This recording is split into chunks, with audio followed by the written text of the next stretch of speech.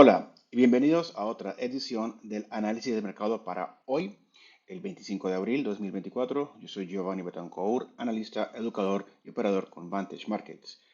Bueno, en la sesión de negociación de ayer, los principales promedios de Wall Street terminaron mixtos. Tesla subió más del 12% y fue el mayor ganador porcentual en el S&P 500 y en el Nasdaq 100, ya que el compromiso del fabricante de automóviles de acelerar el lanzamiento de nuevos vehículos, incluidos modelos más asequibles, eclipsó unos resultados del primer trimestre más débiles de lo esperado. En cuanto a los datos económicos, todas las miradas están centradas en la primera estimación del Producto Interno Bruto del primer trimestre de Estados Unidos, que se publicará más tarde hoy mismo.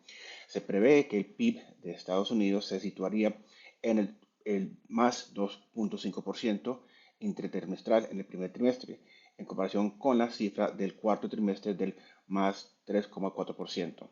Los datos sobre las solicitudes iniciales de desempleo en Estados Unidos también se publicarán hoy.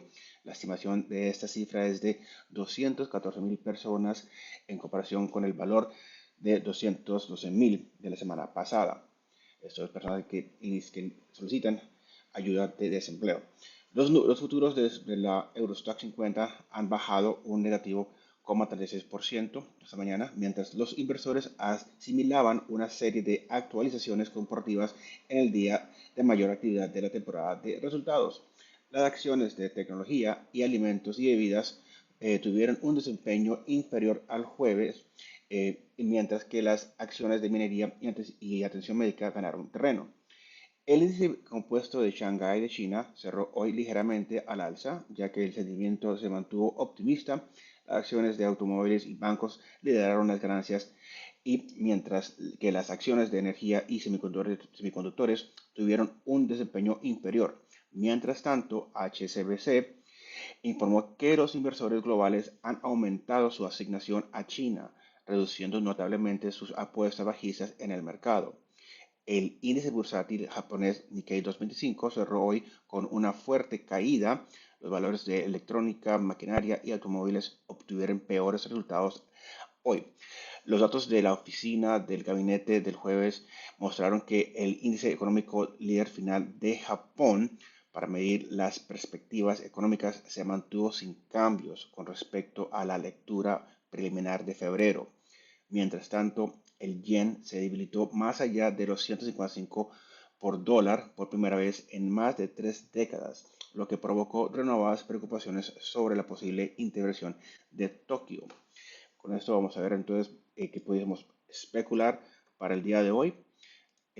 Tenemos el señor Nasdaq acá, el cual abrió con un gap bajista, el cual ha sido cerrado. En estos momentos el mercado busca eh, probablemente recuperarse de la caída que tuvimos ayer, después de haber fluctuado hacia el alza, llegamos a los 17.800 y rápidamente cerró a la baja en rojo, mayor parte por el reporte de Meta que no logró atraer tanto positivismo en lugar de negativismo.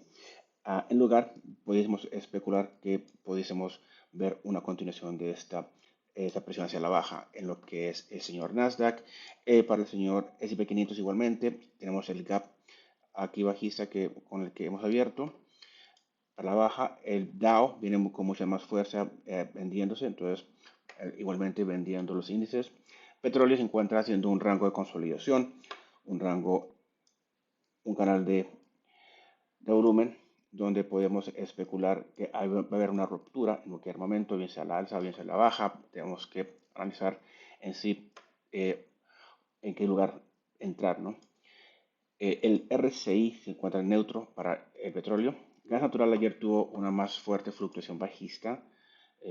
Después de rondar casi llegar a los 1,90, rápidamente inició su presión hacia la baja. Ha creado por ahora un piso alrededor de los 1,73. Veamos si hoy continúa con este movimiento bajista hacia el 1,70. En cuestión al oro, de igual manera, oro está haciendo un rango de consolidación, un canal de congestión, movimiento lateral, donde realmente se busca una ruptura, bien sea la alza, bien sea la baja, se favorece hacia el alza Igualmente para plata, iguales altos, iguales bajos, un cajón de congestión, movimiento lateral, oportuno para una ruptura, se favorecen movimientos hacia el alza. Lo que es cobre, ha tenido un poco más de fluctuación alcista, se ve que salió de este rango que había estado en 2 días anteriores, desde el lunes.